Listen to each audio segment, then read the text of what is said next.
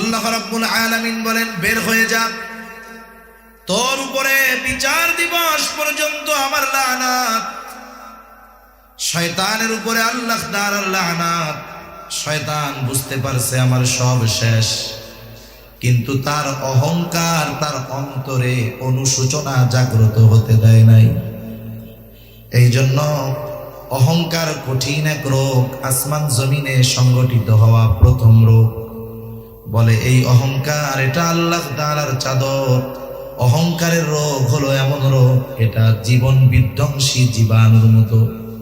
আর অহংকার এটা এমন এক জীবাণু, এটা মানুষের ঈমান আমলকে ধ্বংস করে দেয়।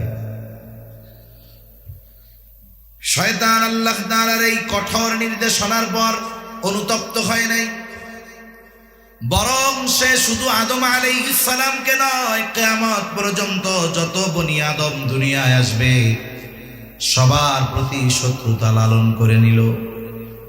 এইবার সে আল্লাহ তাআলার কাছে কিছু অবকাশ চাইল, সুযোগ চাইল। সে বলে, রব্বি ফাআনযিরনি ইলা ইয়াউমি ইউবআসুন, আপনি আমাকে পুনরুত্থান দিবস পর্যন্ত অবকাশ দেন। কারণ মানুষ দুনিয়ায় থাকবে কিয়ামত পর্যন্ত, আর তার শত্রুতা শুধু আদম আলাইহিস সালামের সাথে নয়, আদম আলাইহিস সালামের সন্তানদের সাথেও। অনেক সময় গত 2 বছর আগে সম্ভবত সুনামগঞ্জে একটা ঘটনা ঘটছে এরকম। ছোট্ট একটা বাচ্চা, সিসি ক্যামেরায় দেখা গেছে, একেবারে ছোট বাচ্চা, বাচ্চাটাকে একা পেয়ে একটা লোক নির্দয়ভাবে ইট দিয়ে আঘাত করে বাচ্চাটাকে মেরে দিয়েছে। আচ্ছা, 2-3 বছরের বাচ্চার কারোর সাথে শত্রুতা আছে? শত্রুতা নেই। পরবর্তীতে ঘটনা কি জানা গেল, যেই ব্যক্তি ওই ছোট বাচ্চাটারে মারছে, ওই ব্যক্তির সাথে ওই বাচ্চার বাবার শত্রুতা ছিল। বাবার সাথে শত্রুতার কারণে সন্তানের উপরে প্রতিশোধ নিয়েছে। ইবলিসের অবস্থাটাও ওইরকম। সেও আমাদেরকে পথচ্যুত করার নিয়তে, পথভ্রষ্ট করার আশায় আল্লাহ তাআলার কাছে বলে, আমাকে পুনরুত্থান দিবস পর্যন্ত অবকাশ দেন। আল্লাহ তাআলা বলেন, যা, তোকে নির্দিষ্ট মেয়াদকাল পর্যন্ত অবকাশ দেওয়া হলো। আল্লাহ তাআলা বলেন, ক্বালা ফাইন্নাকা মিনাল মুনযিরিনা ইলা ইয়াউমিল ওয়াক্তিল মা'লুম, নির্দিষ্ট একটা সময়কাল পর্যন্ত অবকাশ দেওয়া হলো শয়তানকে।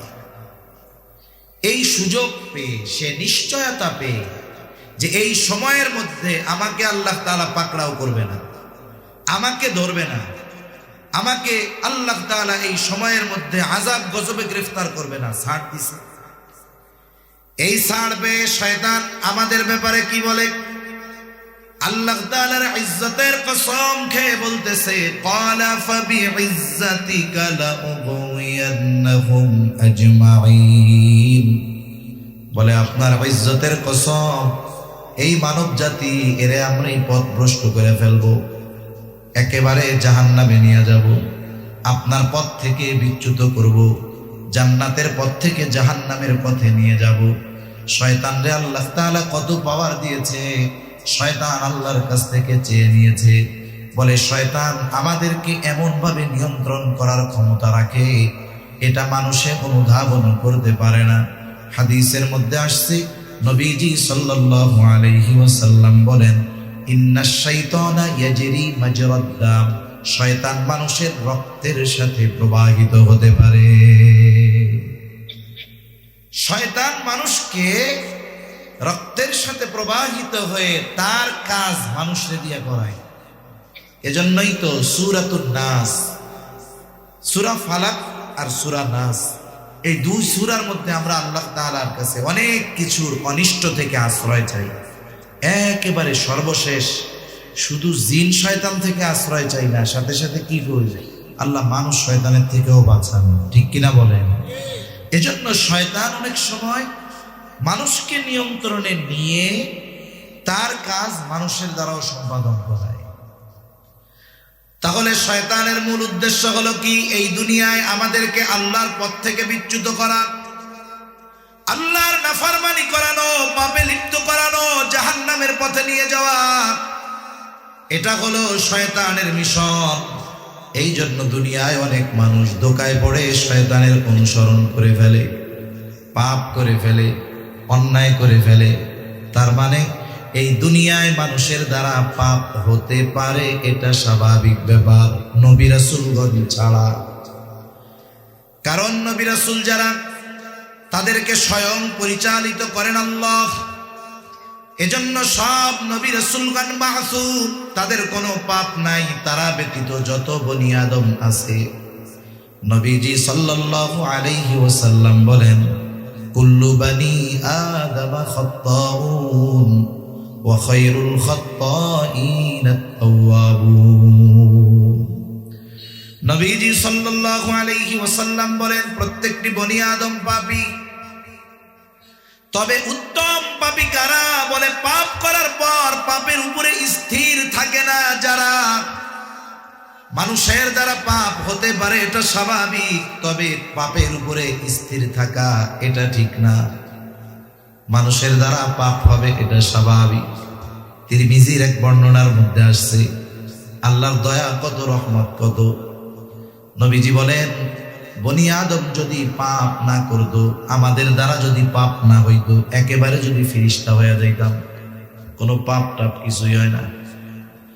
নবীজি বলেন, তাহলে আল্লাহ তাআলা আরেকটা জাতি বানাইতেন, সৃষ্টি করতেন, যারা পাপ করত তবে পাপের উপরে স্থির থাকতো না। পাপ করার পরে আল্লাহর কাছে অনুশোচনায় লিপ্ত হতো, ক্ষমা চাইতো, তাওবা করতো, আর আল্লাহ তাআলা তাদের পাপগুলোকে মাফ করে দিতে। এটার দ্বারা কি বোঝা যায় যে আল্লাহর বান্দার প্রতি কেমন দয়া, যে বান্দার পাপ হোক কিন্তু বান্দা যেন পাপের উপরে স্থির না থাকে, বান্দা যেন আল্লাহ তাআলার কাছে ক্ষমা চায়। তাহলে নবীজি বলতেছেন, কুল্লু বানি আদম খাত্তাউন ওয়া খায়রুল খাত্তাইন আত-তাওয়াবুন। বলে উত্তম পাপী হলো তারা যারা পাপ হওয়ার পরে পাপের উপরে স্থির থাকে না, বরং তারা তাওবা করে পাপের থেকে ফিরে আল্লাহর কাছে ক্ষমা চায়। নবীজি বলেন, এরা হলো উত্তম পাপী। সুবহানাল্লাহ। সব বনি আদম পাপী, তবে পাপ হওয়ার পরে যারা আল্লাহর কাছে মাফ চায়, তারা হলো উত্তম পাপী। কারণ আল্লাহ তাআলা তো বান্দাকে মাফ করতে চায়, শুধু আমাদের আল্লাহ তাআলার কাছে ক্ষমা চাওয়াটাই বাকি। অগণিত দুরূদ ও সালাম সাইয়্যিদুল আম্বিয়া, আশরাফুল আম্বিয়া, খাতামুল আম্বিয়া, ইমামুল মুরসালিন, রাহমাতুল লিল আলামিন, মুহাম্মাদুর রাসূলুল্লাহ সাল্লাল্লাহু আলাইহি ওয়াসাল্লামের উপর। আমি আপনাদের খেদমতে পবিত্র কোরআনুল কারীম থেকে দুটো আয়াত ও রাসূল আকরাম সাল্লাল্লাহু আলাইহি ওয়াসাল্লামের অগণিত হাদিস থেকে একটি হাদিস পাঠ করেছি। আল্লাহ তাআলার কাছে তৌফিক চাই, আল্লাহ তাআলা কিছু কথা বলার তৌফিক দেন, যে কথাগুলো আমাদের সবার দুনিয়া এবং আখিরাতের জন্য কল্যাণকর হয়। সকলে জবান খুলে বলি আমিন। সম্মানিত উপস্থিতি, আল্লাহ সুবহানাহু ওয়া তাআলা আমাদেরকে এ দুনিয়াতে বিনা কারণে পাঠান নাই। আল্লাহ সুবহানাহু ওয়া তাআলা আমার আপনার মতো মানুষ সৃষ্টি করেছেন বিনা কারণে, অনর্থক, কোনো কারণবিহীন, এটা হতে পারে না। আল্লাহ সুবহানাহু ওয়া তাআলা আমাদেরকে দুনিয়াতে পাঠিয়েছেন তার ইবাদত করার জন্য, তার দাসত্ব করার জন্য। এই পৃথিবীতে মানুষ হলো আল্লাহ তাআলার প্রতিনিধি। কারণ আদম আলাইহিস সালাতু ওয়াস সালামকে যখন আল্লাহ তাআলা সৃষ্টি করার ইচ্ছা করেছেন, ফেরেশতাদেরকে কি বলেছেন? ওয়া ইয ক্বালা রাব্বুকা লিল মালাইকাতি ইন্নী জাইলুন ফিল আরদি খলিফা। আমি এই জমিনে, এই পৃথিবীতে আমার প্রতিনিধি প্রেরণ করব।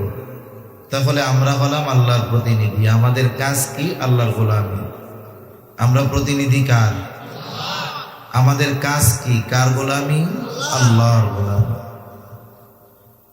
কিন্তু আদম আলাইহিস সালাতু ওয়াস সালাম দুনিয়ায় আসার আগে আসমানি জগতেই আল্লাহ তাআলা বনি আদমের শ্রেষ্ঠত্বের খবর জানায় দিয়েছেন। লম্বা কথা, আমি শুধু মূল কথা বলে আমার মূল আলোচনার দিকে যাব। আপনারা তো আলহামদুলিল্লাহ সারা রাত থাকার জন্য হাকুসা করছেন, কিন্তু বাস্তবতা তো এটা, আপনারা সারা রাত থাকলেও আমি তো থাকবো না, আর এটাও বাস্তব আমি থাকলেও আপনারা থাকবেন না। এজন্য সারা রাত থাকা লাগবে না। আমি একেবারে খুতবাও লম্বা করছি, ভূমিকায়ও কোনো আউট কথা নাই, মূল কথার মধ্যেই আমি চলে যাইতেছি। এই জন্য, কারণ রাত বেশি গভীর হলে, যদি এই রাত্রি গভীরতার কারণে কোনো নামাজির নামাজ ছুটে যায়, এ দায়বদ্ধতা আমি আর আয়োজক এনারা কেউ এড়াইতে পারবো না, ঠিক না? আবার যারা নামাজ পড়ে না এদের কিন্তু কোনো টেনশন নাই। এজন্য একটু খেয়াল দিয়ে যদি আপনারা এক কথা শুনেন, আমার মূল উদ্দেশ্যটা হয়তো আল্লাহ তাআলা অল্পতে বলার বোঝার তৌফিক আমাদের দান করবে ইনশাআল্লাহ। তা বনি আদমের শ্রেষ্ঠত্ব, আদম জাতির শ্রেষ্ঠত্ব আল্লাহ তাআলা দুনিয়ায় পাঠানোর আগেই আসমানে প্রমাণ করে দিয়েছেন। যখন আদম আলাইহিস সালামের শ্রেষ্ঠত্ব প্রমাণিত হয়েছে, আল্লাহ তাআলা সবাইকে, ফিরিস্তা কুল সহ, ওইখানে আজাজিল ছিল তাকেও এক কথা সবাইকে আদেশ করেছে যে আদম রে সিজদা করো। এটা দুনিয়ার জগতে না আসমানি জগতে? আল্লাহ তাআলা আদেশ করেছেন, সবাই আদেশ মান্য করেছে, ইবলিস ছাড়া। সে আল্লাহর আদেশ মান্য করলো না, সিজদা দিল না, সে এই আদেশ অস্বীকার করলো, সে অহংকার প্রদর্শন করলো। আল্লাহ তাআলা তাকে জিজ্ঞাসা করলেন, ক্বালা মা মানাআকা আন তাসজুদা লিমা আমারতুক, কোন জিনিসে তোমাকে আমার এই আদেশ মান্য করতে বাধা প্রদান করলো? কেন তুমি আমার এই আদেশ মান্য করলে না? ইবলিস জবাব দিচ্ছে যুক্তি সহকারে। সে বলে, ক্বালা আনা খায়রুম মিন খলাকতানি মিন নার ওয়া খলাকতাহু মিন তিন। বলে সিজদা করি নাই, এর কারণ হলো আমি ওর চাইতে ভালো, আমি ওর চেয়ে ভালো। আপনি আমাকে বানিয়েছেন আগুন দিয়ে আর তাকে বানিয়েছেন মাটি দিয়ে। সে বলতে চায় যে মাটির চাইতে আগুন হলো শ্রেষ্ঠ, আগুন হলো উত্তম। কারণ প্রতিটি বস্তুর কিছু মৌলিক স্বভাব আছে। যখন কোথাও আগুন লেগে যায়, আগুন কখনো নিচে যায় না। আগুন থেকে যে ধোঁয়া হয় নিচে যায় না, কোন দিকে যায়? কেন ধোঁয়া উপরে যায়? বলে আগুনের গতি উপরের দিক, এই জন্য ধোঁয়াও যায় উপরের দিক। আর একটা মাটির চাক, আপনাদের এলাকার সবচাইতে বড় শক্তিশালী ব্যক্তিও যদি সর্বোচ্চ শক্তি দিয়ে আকাশের দিকে নিক্ষেপ করে, বলেন তো ওই মাটির চাক উপরে যাবে নাকি নিচে চলে আসবে? তার মানে আগুনের মৌলিক খাসলাত গুলার মধ্যে একটি খাসলাত হলো, একটা অভ্যাস হলো, আগুনের গতি হলো ঊর্ধ্বমুখী আর মাটির গতি হলো নিম্নমুখী। আর জিন সৃষ্টির মূল হলো আগুন, মানুষ সৃষ্টির মূল হলো মাটি। শয়তান বলতে চায় আমাকে বানিয়েছেন আগুন দিয়া, আমার গতি হলো উপরের দিক, আর আদমকে বানিয়েছেন মাটি দিয়া, তার গতি হলো নিচের দিক। আমার তো গতি হবে উপরের দিকে, এই জন্যই তো আমি ঊর্ধ্বগামী আগুন, নিম্নগামী মাটিকে আমি সিজদা করি না। আল্লাহ তাআলার আদেশ আসার পরে, নিষেধ আসার পরে, আল্লাহ তাআলার হুকুম আসার পরে ওই আদেশ নিষেধ মান্য করার ক্ষেত্রে যুক্তি চলবে না। আল্লাহ তাআলা যখন আদেশ করে, ইমানদার যুক্তির পেছনে না দৌড়িয়ে আল্লাহ তাআলার আদেশ মান্য করে, এটাই ইমানদারের বৈশিষ্ট্য। কিন্তু ইবলিস এটা করলো না। আল্লাহ তাআলা বলেন, ক্বালা ফাখরুজ মিনহা ফাইন্নাকা রাজিম ওয়া ইন্না আলাইকা লা'নাতি ইলা ইয়াউমিদ্দিন। আল্লাহ রাব্বুল আলামিন বলেন, বের হয়ে যা, তোর উপরে বিচার দিবস পর্যন্ত আমার লানাত। শয়তানের উপরে আল্লাহ তাআলার লানাত। শয়তান বুঝতে পারছে আমার সব শেষ, কিন্তু তার অহংকার তার অন্তরে অনুশোচনা জাগ্রত হতে দেয় নাই। এই জন্য অহংকার কঠিন এক রোগ, আসমান জমিনে সংগঠিত হওয়া প্রথম রোগ।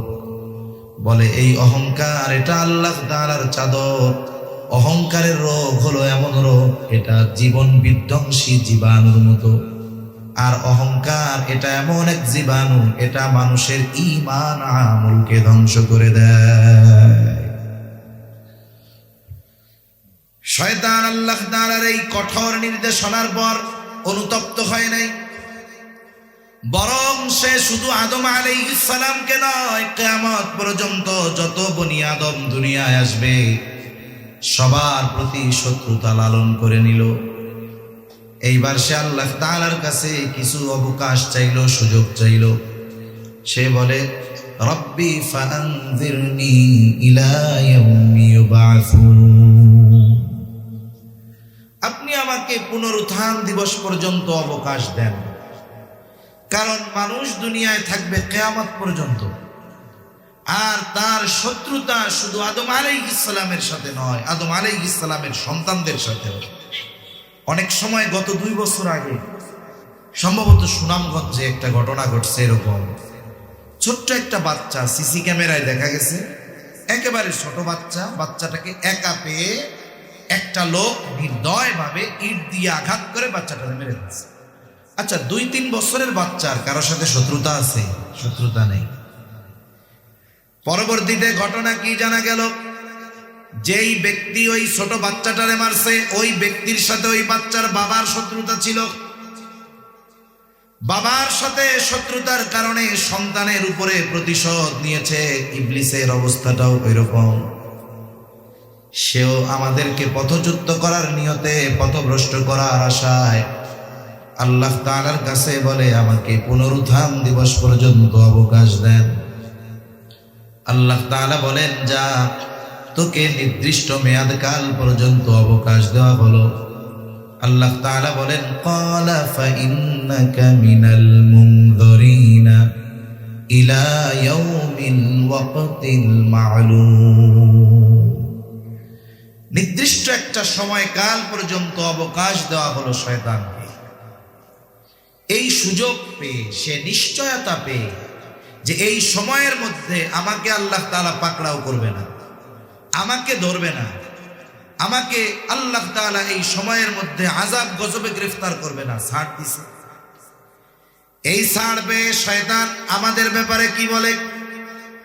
আল্লাহ তাআলার ইজ্জতের কসম খেয়ে বলতেছে, ক্বালা ফাবিইজ্জাতিকা লাউগওয়িয়ান্নাহুম আজমাঈন, বলে আপনার ইজ্জতের কসম, এই মানব জাতি এরে আমরা এই পথভ্রষ্ট করে ফেলবো, একেবারে জাহান্নামে নিয়ে যাব, আপনার পথ থেকে বিচ্যুত করব, জান্নাতের পথ থেকে জাহান্নামের পথে নিয়ে যাব। শয়তানরে আল্লাহ তাআলা কত পাওয়ার দিয়েছে, শয়তান আল্লাহর কাছ থেকে চেয়ে নিয়েছে। বলে শয়তান আমাদেরকে এমন ভাবে নিয়ন্ত্রণ করার ক্ষমতা রাখে, এটা মানুষে অনুধাবন করতে পারে না।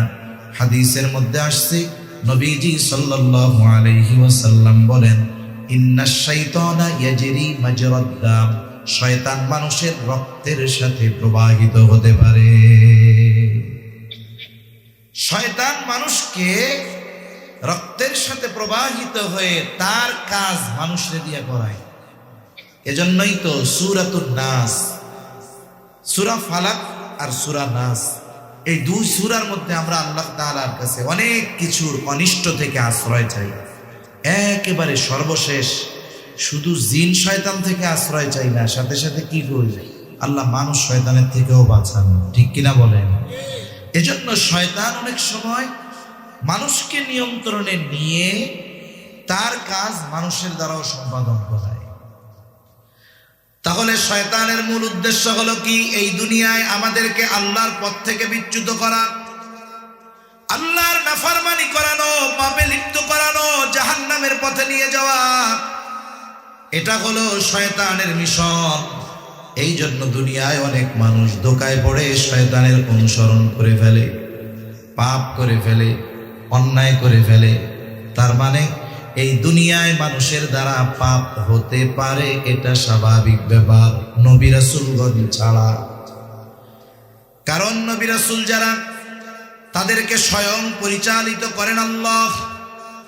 এজন্য সব নবী রাসূলগণ মাসুম, তাদের কোনো পাপ নাই। তারা ব্যতীত যত বনি আদম আছে, নবীজি সাল্লাল্লাহু আলাইহি ওয়াসাল্লাম বলেন, কুল্লু বানি আদম খাত্তাউন ওয়া খায়রুল খাত্তাইন আত-তাওয়াবুন।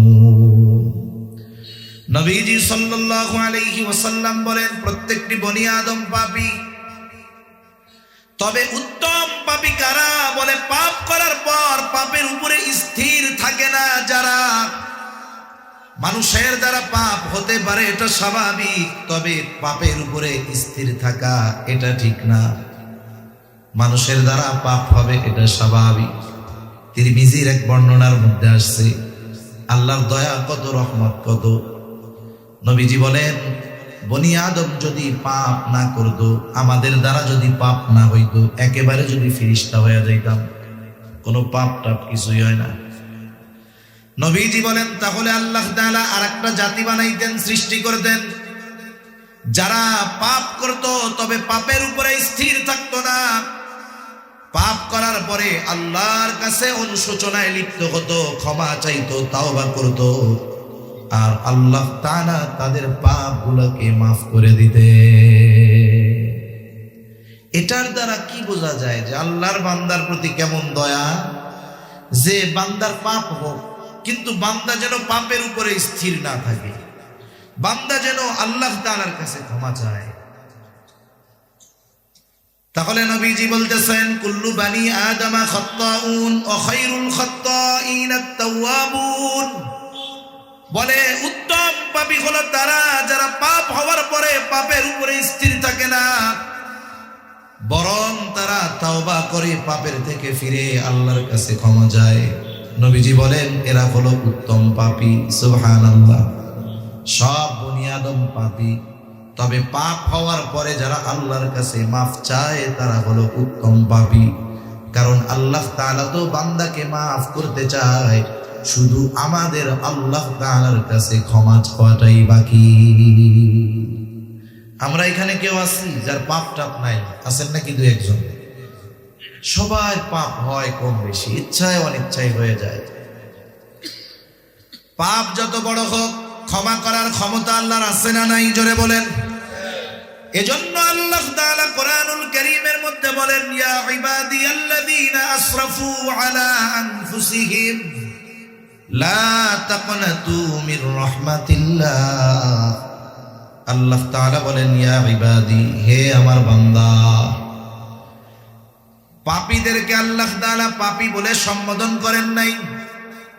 অনেক সময় আছে দেখবেন, জটিল রোগী ডাক্তারের কাছে যাওয়ার পর ডাক্তারের সুন্দর কথা শুনেই সে অর্ধেক সুস্থ হয়ে যায়, ঠিক না? আবার অনেক সুস্থ রোগী ডাক্তারের কথায় অর্ধেক শেষ। একজন গেছে ডাক্তারের কাছে, অনেক জটিল রোগে আক্রান্ত। ডাক্তার টেস্ট টুস্ট কইরা তারে বলতেছে, আরে চাচা আপনি এত টেনশন করেন, এর চাইতে কত জটিল রোগী আল্লাহ ভালো বানায় দিছে, আপনি তো সুস্থই আছেন, আপনি শুধু নামাজ কালাম ঠিক মতো পড়বেন, আর আমি যে ওষুধগুলা দিছি এগুলো নিয়ম মাফিক খাবেন, 1 মাস পর আমার সাথে ইনশাল্লাহ দেখা করবেন, কিচ্ছু হয় না আপনার, যান বাড়ি যান। অথচ লোকটা জটিল রোগে আক্রান্ত, কিন্তু ডাক্তারের এই কথায় তার মনোবল বাড়বে না কমবে? বাড়ি এসে বলবে, আরে বেটা ডাক্তারের বই আর কিছু নয়, এরকম বলবে না এসে? আর একজনের একটু ঠান্ডা জ্বর লাগছে, একটু ঠান্ডা লাগছে, স্বাভাবিক লাগে এটা। এখন ডাক্তারের কাছে গেছে, ডাক্তার যেই 2-4 বার হাসি দিছে, কাশি দিছে, কয় আপনি তো গেছেন, আপনার তো করোনা হয়েছে, আপনি তো শেষ, এইবারে বেড়ার তো কিছুই হয় নাই, না পায় একটা খাইলে শেষ হয়ে যাবে সব। কিন্তু যখন ডাক্তার বলছে যে শেষ, দেখবেন ও আসলেও আদামরা হয়ে যাবে, ঠিক কিনা বল? আল্লাহ তাআলা বান্দাকে ডাক দিচ্ছে, পাপী বান্দা, কত আবেগ নিয়ে, দরদ নিয়ে। আরবি ভাষার কিছু কথা আছে যেটা শুধু অনুবাদ করে শ্রোতার সামনে বলা যায়। কিন্তু এই কথার গভীরতা, এই কথার মাধুর্যতা, এটা অনুবাদ দিয়ে বোঝানো যায় না, এটা অন্তর দিয়ে বুঝতে হয়। আল্লাহ তাআলা ডাক দিচ্ছে, ইয়া ইবাদি, হে আমার বান্দা। এই ডাকের মাঝে কত মায়া, কত ভালোবাসা, এটা অর্থ করে বোঝানো যাবে না। কত দয়া মায়া করে আল্লাহ ডাক দিয়ে বলে, আল্লাযীনা আসরাফু আলা আনফুসিহিম, যারা নিজের উপরে নিজে বাড়াবাড়ি করছো, নফসের উপরে বাড়াবাড়ি করছো, তার মানে এত পরিমাণ পাপ তুমি করছো যে এখন তুমি নিজে মনে করতেছো এই পাপ মনে হয় আল্লাহ তোমারে মাফ করতে পারবে না। এটাও কিন্তু শয়তানের একটা ধোঁকা।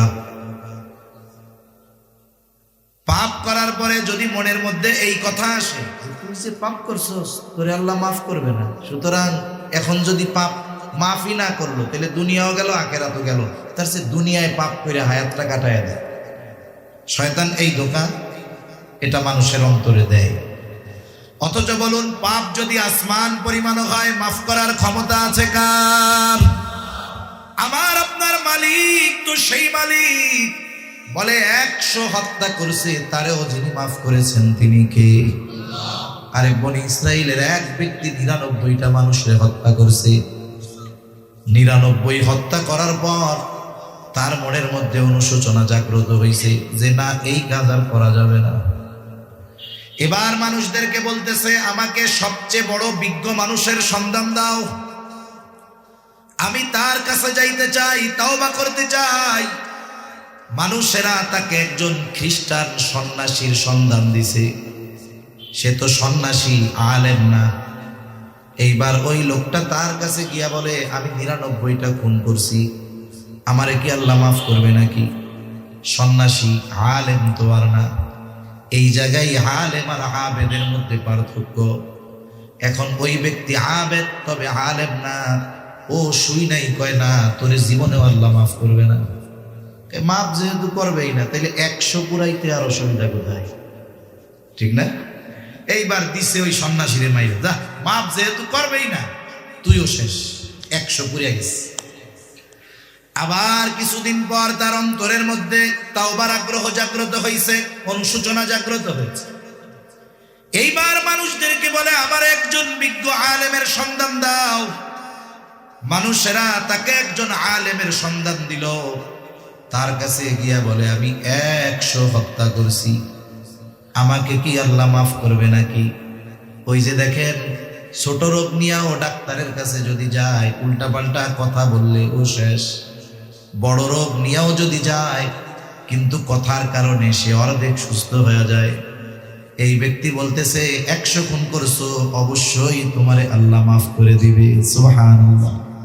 তবে তুমি এক কাজ করো, অমুক এলাকায় একটা গ্রাম আছে, ওই গ্রামে অনেক আবেদ আছে, ওই জায়গায় যাও, ওইখানে চলে যাও, আল্লাহর কাছে মাফ চাও, আল্লাহ তোমারে মাফ করে দিবে। লোকটা এবার তার বাড়ি থেকে ওই গ্রামের দিকে রওনা হয়ে গেল। কিছু দূর যাওয়ার পর তার মৃত্যুর সময় হয়ে গেছে। নেককার বান্দার মৃত্যুর সময় যখন হয়, মৃত্যুর ফিরিস্তারা আসে এক গ্রুপ, আর বদকারের সময় যখন হয় তখন আসে আর এক গ্রুপ। মৃত্যুর ফিরিস্তাদের লিডার হলো আজরাইল আলাইহিস সালাম। তবে জান কবজের সময় আজরাইল আলাইহিস সালামের গ্রুপ হলো 2টা। বলে নেককারদের জন্য এক গ্রুপ, বদকারদের জন্য আর এক গ্রুপ। নেককারদের গ্রুপ যেইটা, বলে তারা তো সাদা পোশাকে, সুন্দর সুশ্রী চেহারায়, হাতের মধ্যে নরম কাপড় নিয়ে ওই নেককার মৃত্যু পথযাত্রী ব্যক্তির কাছে হাজির হয়। আর বদকার ব্যক্তির ক্ষেত্রে দুর্গন্ধ বিভৎস চেহারার খসখসে কাপড় নিয়ে বদকারের কাছে যখন ওই মৃত্যুর ফিরিস্তারা আসে, ভয়ে তার অবস্থা খারাপ হয়ে যায়। তাহলে মানুষের কাছে আসবে যে কোনো এক গ্রুপ, কিন্তু এই আল্লাহর বান্দার কাছে আসছে 2 গ্রুপ। আইসা এখন 2 গ্রুপে তর্ক লাগাইয়া দিছে। বলে এটা হলো আমার দলের লোক, ও কয় আমার দলের লোক, মানে আমরা হলো ওর জান কবজ করবো, তওবা করে নাই এখনো। আর এক গ্রুপ বলে, বেটা তওবার জন্য তো রওনা দিছে, আমরা ওর জান কবজ করব। 2 গ্রুপের মধ্যে তর্কাতর্কি, সমাধান দিয়ে দিলেন আল্লাহ। তাহলে এক কাজ করো, জায়গা মাপো। ওই ব্যক্তি যদি নেককার বান্দাদের নিকটবর্তী হয়, বাড়ি থেকে রওনা দিয়েছে, যদি এখনের অবস্থান যদি নেককার বান্দাদের গ্রামের কাছাকাছি হয়, তাহলে নেককার বান্দাদের জান কবজের দায়িত্বে যেই ফেরেশতারা নেককার হিসাবে তার জান কবজ করবে।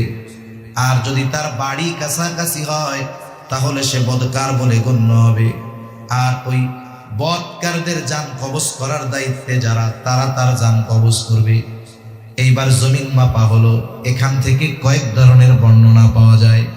এক নাম্বার বলে, লোকটা যখন মৃত্যুর সময় জমিনের উপরে পড়ে গেছে, সে পড়ে গেছে, হাঁটতে পারে না ঠিক, কিন্তু চলা থামায় নাই। বুক দিয়া ঘষে ঘষে অল্প কিছু দূর অগ্রসর হলো। ফেরেশতারা জমিন মেপেছে, দেখা গেল পড়ে যাওয়ার পর ওই লোকটা ঘষে ঘষে নেককার বান্দাদের গ্রামের দিকে এক বিঘত পরিমাণ বেশি অগ্রসর হয়ে গেছে। আর এই কারণে সে নেককারদের অন্তর্ভুক্ত হয়ে যায়। নেককারদের জান কবজের দায়িত্বে নিয়োজিত ফেরেশতারা তার জান কবজ করে নিয়ে যায়। আরেক বর্ণনায় আসছে, আসলে লোকটা বেশি দূর যাইতে পারে নাই, অল্প রাস্তা গেছে। জমিন মাপলে তো ধরা পড়ে যাবে। এবার আল্লাহ তাআলা জমিনকে সম্প্রসারিত করে দিয়েছেন, তার থেকে তার বাড়িকে আল্লাহ দূরে আল্লাহু আকবার। আল্লাহকে পাওয়ার জন্য যারা চেষ্টা করে, আল্লাহ বলেন লানাহদিয়ান্নাহুম সুবুলানা, অবশ্যই অবশ্যই তাদেরকে আমি আমার পথ দেখায় দিব। সুবহান। আল্লাহর বান্দা খালেস ভাবে রওনা দিছে, এজন্য আল্লাহ জমিনকে সম্প্রসারিত করে দিয়েছে। তার তাওবা আল্লাহ কবুল করে নিয়েছে, নেককারদের অন্তর্ভুক্ত হয়ে গেছে। সুবহান। এজন্য আল্লাহ তাআলা বলে, বান্দা আমার রহমতের ব্যাপারে, ক্ষমার ব্যাপারে তুমি নিরাশ হয়ো না। শয়তান মানুষকে নিরাশ বানাতে চায় আল্লাহর ক্ষমার ব্যাপারে, আল্লাহর রহমতের ব্যাপারে। অথচ আল্লাহ তাআলার দয়া কত, রহমত কত, বান্দার প্রতি ভালোবাসা কত, এটা আমরা কল্পনাও করতে পারবো না। সহিহ মুসলিমের হাদিস, নবীজি সাল্লাল্লাহু আলাইহি ওয়াসাল্লাম বলেন, আবু হুরায়রা রাদিয়াল্লাহু তাআলা আনহু থেকে বর্ণিত, নবীজি বলেন, ইন্না লিল্লাহি মিআতা রাহমাহ, আল্লাহ তাআলার নিকট 100 ভাগ রহমত আছে। কত ভাগ? জোরে বলেন, আরো জোরে বলেন, কত ভাগ? ঘুম আসতেছে? তাকবীর দেন, নারায়ে তাকবীর। ঘুমই আসতেছে, তাকবীর দেন, নারায়ে তাকবীর। আরো জোরে, নারায়ে তাকবীর। আরো জোরে দেন, নারায়ে তাকবীর। আপনার সালাক এই হুজুর জোরে কয় নাই, লেগে না জোরে কয় না। তাহলে আল্লাহ তাআলার কাছে রহমত কত ভাগ?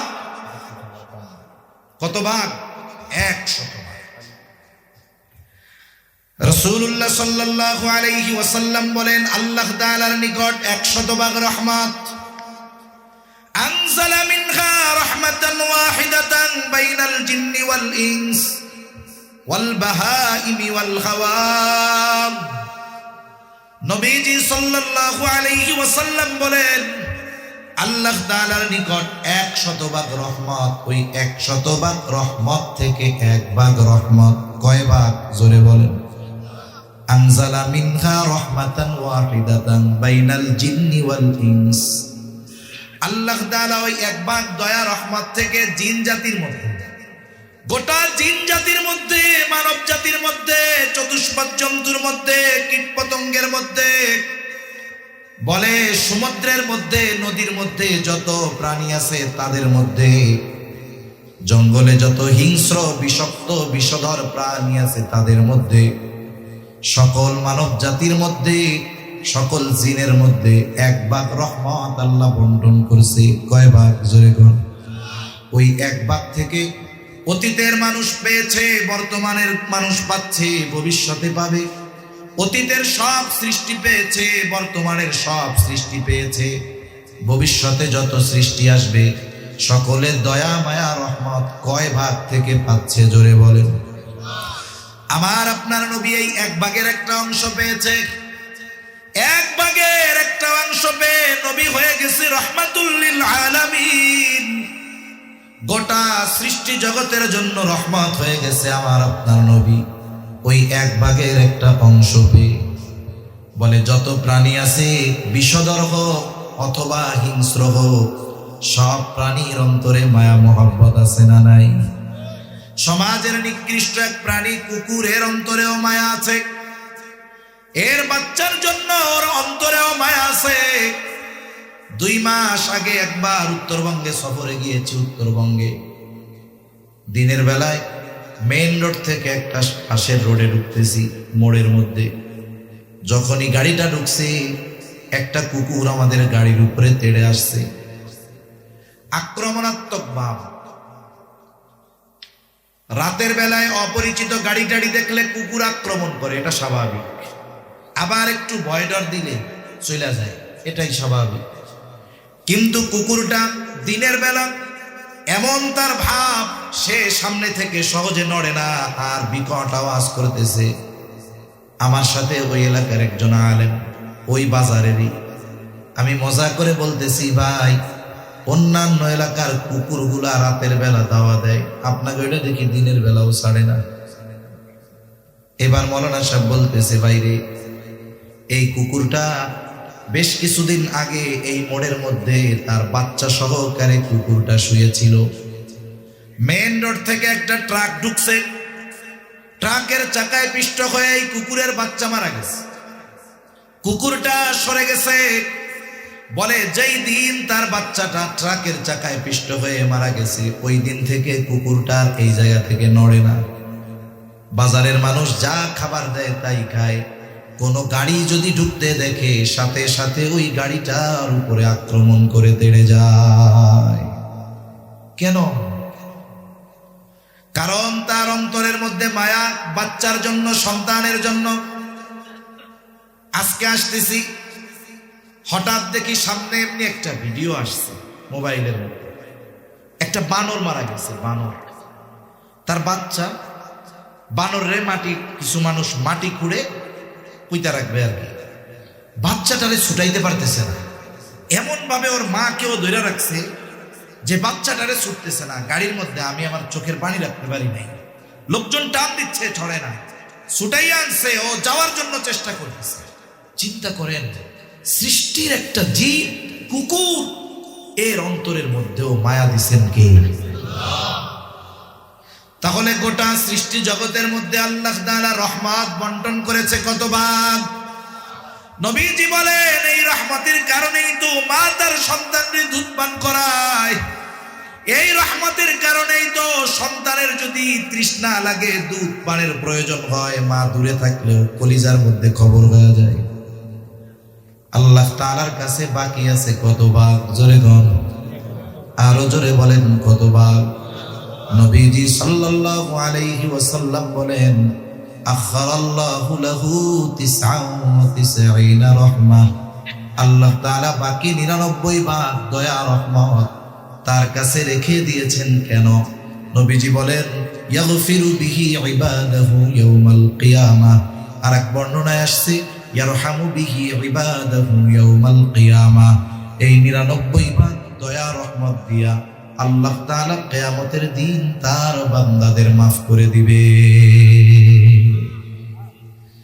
এখন বলেন, যেই আল্লাহর বান্দার প্রতি এত রহমত, এত দয়া, এত মায়া, সেই আল্লাহ বান্দাকে ক্ষমা করার জন্য তৈয়ার। এই জন্য আল্লাহ বলেন, লা তাকনাতু মির রাহমাতিল্লাহ। বান্দা আমার রহমতের ব্যাপারে তুমি নিরাশ হও না, কারণ তোমার পাপ কত তার চাইতে আমি আল্লাহর দয়া রহমত আরো বেশি। এই জন্য হাদিসে কুদসির ভিতরে আসছে, আল্লাহ তাআলা বলেন, সাবাকাত রহমাতি আলা গযবি। আমার দয়া, আমার রহমত আমার ক্রোধকে অতিক্রম করে গিয়েছে। আল্লাহ তাআলার দয়া বেশি, রহমত বেশি, মায়া বেশি। আমাকে আপনাকে আল্লাহ কি দিয়া বানাইছে? মানুষ সৃষ্টির মূল মাটি। নবীজি বলেন, আল্লাহ তাআলা আদম আলাইহিস সালামকে বানিয়েছেন মাটি দিয়ে, আর আমাদের বানিয়েছেন আদম আলাইহিস সালাম থেকে। যেমন একজন একটা মোমবাতি ধরাইল, মোমবাতি যদি জ্বালাইতে চায় কি লাগবে? ম্যাচ লাগবে, তাই না? ম্যাচ দিয়া মোমবাতি ধরাইল। এখন আমি যদি চাই ওই মোমবাতি থেকে আমিও মোমবাতি জ্বালাবো, তাইলে আমার কিন্তু ম্যাচ লাগবে না, আমি আগুন ধরাবো মোমবাতি থেকে। কিন্তু মৌলিক যদি হিসাব করা হয়, আমিও আগুন পেয়েছি ওই ম্যাচের কারণে, ঠিক না? এজন্য মানব সৃষ্টির মূল হলো মাটি। তবে আল্লাহ তাআলা এই দুনিয়াতে মানব সৃষ্টির একটা প্রসেস দিয়েছেন, পদ্ধতি করে দিয়েছেন। আল্লাহ তাআলা কোরআনুল কারীমের মধ্যে বলেন, তিনি আমাদেরকে আদম আলাইহিস সালামকে মাটি থেকে সৃষ্টি করেছেন। আবার আল্লাহ তাআলা আর এক জায়গায় বলেন, হুয়াল্লাযী খলাকাকুম মিন নুতফা, তিনি আমাদেরকে সৃষ্টি করেছেন নুতফা থেকে, মাতা পিতার মিশ্রিত তুচ্ছ পানি থেকে। এই পানি এমন পানি বলে গায়ের সাথে যদি লাগে তাহলে তার নামাজ হবে না, পোশাকে লাগলে ওই পোশাক পরিধান করে নামাজ পড়লে নামাজ হবে না। যার পানি সে নিজেও এইটারে তুচ্ছ মনে করে, ঘৃণা করে। এই বস্তু থেকে আল্লাহ তাআলা আমাদেরকে বানাইলেন। এই তুচ্ছ পানির সৃষ্টি আমি আপনি যদি জাহান্নামে যাই, বলেন তো আল্লাহ তাআলার কোনো ক্ষতি আছে নাকি? দুনিয়ার সব মানুষ যদি জান্নাতে চলে যায়, আল্লাহ তাআলার কোনো লাভ আছে নাকি? আমার আপনার জান্নাতে যাওয়ায় জাহান্নামে যাওয়ায় আল্লাহর কোনো লাভও নাই, ক্ষতিও নাই। কিন্তু এরপরেও বান্দা যদি জান্নাতের পথের পথিক হয়, জাহান্নামের পথ থেকে ফিরে এসে আল্লাহর পথের পথিক হয়ে যায়, এই দুনিয়ায় মা বাবা যত আনন্দিত হয় তার চাইতে বেশি খুশি হয় কে? হাদিসের মধ্যে আসছে, নবীজি সাল্লাল্লাহু আলাইহি ওয়াসাল্লাম বলেন, এক পথিক সে সফর করবে, উট বোঝাই খাবার পানি রসদ যত প্রয়োজনীয় জিনিস আছে উট বোঝাই করে সে রওনা হলো। তার পথ হলো মরুভূমির পথ, গাছগাছালি নাই, পানি নাই, খাবারের কোনো ব্যবস্থা নাই, লম্বা সফর। পথিক কিছু দূর পথ চলার পর ক্লান্ত হয়ে গেল, উটটাকে একটা কিছুর সাথে বেঁধে সে ঘুমায় পড়ল। ক্লান্ত পথিক কিছু সময় পর সে ঘুম থেকে জাগ্রত হয়ে গেল। ঘুম থেকে উঠে দেখে যেখানে তার উট ছিল উট নাই। মরুভূমির মধ্যে খাবার পানির অভাব, পানির তৃষ্ণা, খাবারের চাহিদা। আল্লাহর বান্দা আশেপাশে সব জায়গায় উট তালাশ করে দেখে উট নাই। সে এখন চিন্তা করতেছে আর বাঁচার কোনো উপায় আমার নাই, কারণ ওই মুহূর্তে ওই ব্যক্তির অবস্থা হবে এমন। পরে সে খেয়াল করে দেখতেছে দূর থেকে তার ওই হারিয়ে যাওয়া উটটা রসদ সহ তার দিকে ফিরে আসতেছে। কেমন যেন অবস্থা এমন, সে সাক্ষাৎ মৃত্যু থেকে বেঁচে গেল, অবস্থাটা কেমন যেন এমন। আর ওই মুহূর্তে একটা ব্যক্তির অবস্থা এমনই হবে। ওই দৃশ্য যখন দেখলো উট তার দিকে ফিরে আসতেছে, আমার মনে হয় গোটা পৃথিবীতে ওই সময় তার মতো আনন্দিত আর কেউ ছিল না। কেন? কেমন যেন সে মৃত্যুর হাত থেকে ফিরে আসতেছে, নতুন জীবন লাভ করতেছে। ব্যক্তি উটের আগমন দেখে এত আনন্দিত হয়েছে, এত খুশি হয়েছে যে খুশির ঠেলায় সে বাসা হারায় ফেলছে। অনেক সময় মানুষ খুশিতে শুধু হাসে তা না, খুশিতে কান্নাও করে দেয়, দেখছেন না? খুশিতে কান্না থামাইতে পারে না, আবেগ আপ্লুত হয়ে যায়। আবার অনেক সময় খুশির ঠেলায় কি বলবে ভাষা হারায় ফেলে, উল্টা পাল্টা হয়ে যায়। লোকটা যখন দেখলো তার হারিয়ে যাওয়া উট তার দিকে ফিরে আসতেছে, লোকটা আনন্দের ঠেলায় আল্লাহরে কয়, আল্লাহ তুমি আমার গোলাম, আমি তোমার রব। খুশিতে উল্টা পাল্টা হয়ে গেছে। তার মানে লোকটা কত খুশি হয়েছে হারানো উট ফিরে পেয়ে, কেমন যেন সে নতুন এক জীবন পেয়ে গেছে। আর আল্লাহর নবী বলেন, ওই ব্যক্তি তার হারানো উট পেয়ে যত খুশি হয়, কোন পাপী যদি তাওবা করে আল্লাহর পথে ফিরে আসে, আল্লাহ তাআলা ওই হারানো উট ফিরে পেয়ে যত খুশি হয় তার চাইতে অগণিত গুণ বেশি খুশি হয়ে যায় কে?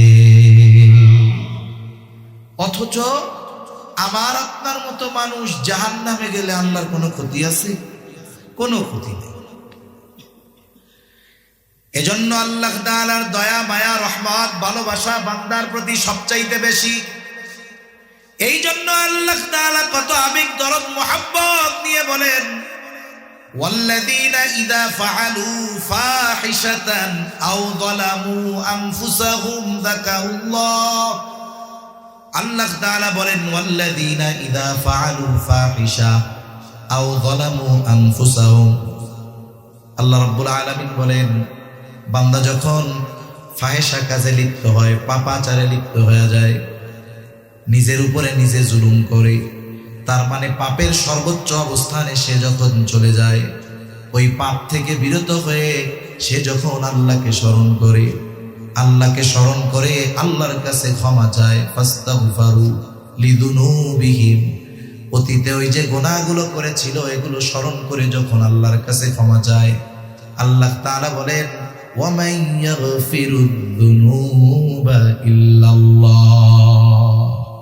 কে আছে আল্লাহ ছাড়া বান্দারে মাফ করবে? এ কথার মধ্যে কত আবেগ দরদ মায়া, এটা আমরা হয়তো বোঝার মতো বা আমার আপনাদের বোঝানোর মতো যোগ্যতা নাই। অনেক সময় বলে না যে আমি ছাড়া কে আছে তোমার, কত আবেগের কথা না। সোজাসুজি যদি বলতো আমি আছি, এই কথাটার আবেগ দরদ আর এই কথাটা আমি ছাড়া কে আছে তোমার, এই দুই কথার মধ্যে পার্থক্য আছে না? আল্লাহ তাআলা বলেন কে মাফ করবে বান্দারে আল্লাহ ছাড়া? সুবহানাল্লাহ বলেন না? তার মানে আল্লাহ মাফ করার জন্য প্রস্তুত, খালি আল্লাহর কাছে মাফ চাই, মাফ করে দিবেন কে?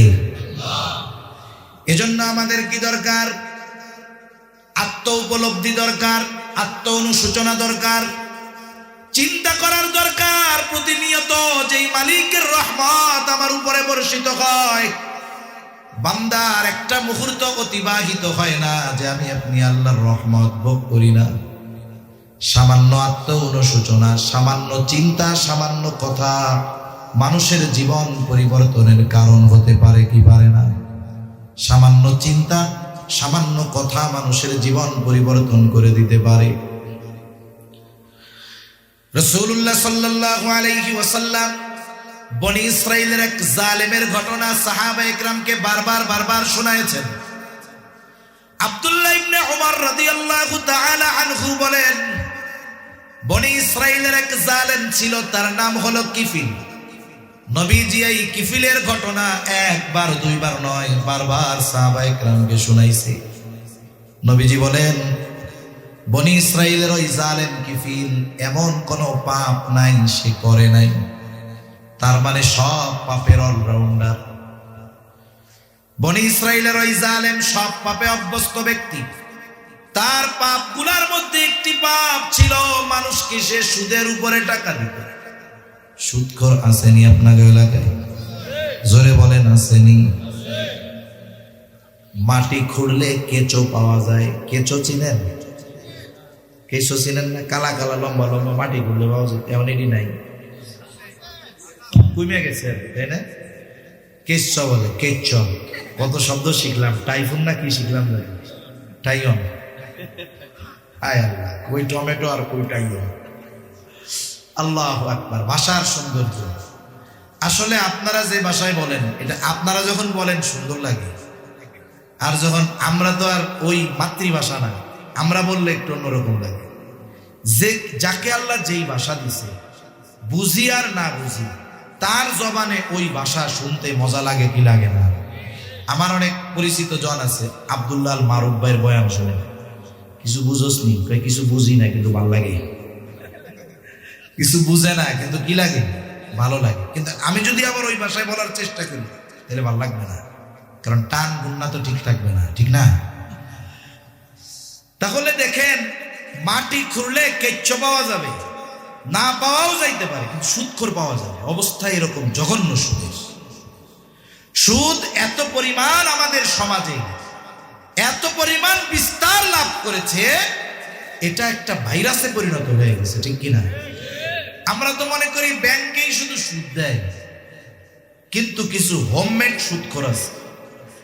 কত এলাকায় সফরের সুবাদে যাওয়া হয়, আইসা কয় হুজুর আমাদের মসজিদ কমিটির ৩-৪ জন সদস্য আছে, মসজিদ কমিটির সদস্য, 5 ওয়াক্ত নামাজও পড়ে, ভালো কথা। ওই সমস্যা হইল ওনারা ব্যাংকের থেকে টাকা আইনা ওনাদের ওয়াইফদেরকে দিয়ে সুদে টাকা লাগায়। আস্তাগফিরুল্লাহ। ও ব্যাংক থেকে আনবে 7-8-10% সুদ দিবে ব্যাংকে, কত পার্সেন্ট দেয় জানি না। এইবার ও নিজে আইনা কি করবে, পাবলিকের কাছে সুদ দিবে। কারণ সাধারণ মানুষ ব্যাংকে যাবে, ফর্ম ফিল আপ করবে, দলিল দিবে, তার জামানত লোক হবে, এরপরে সুদের টাকা নিবে। এত ঝামেলার দরকার কি? অমুকের কাছে যাও, চাইলেই দিব। আছে না নাই? ব্যাংক নেয় ওর কাছ থেকে 7%-10%, ও পাবলিকের কাছ থেকে নেয় 20%, 25%। বলে আমি তোরে 1000 টাকা দিতে পারি, শর্ত আছে, এই 1000 টাকার বিনিময়ে তুই আমার সপ্তাহে সপ্তাহে 100 টাকা লাভ দিলি। আছে না এরকম সুদখোর? কত জঘন্য! আরে কবিরা গুনাহ, এটাও তো কবিরা গুনাহ। শুকরের গোশত খাওয়াও কবিরা গুনাহ, কিন্তু 2 গুনার লেভেল তো এক না।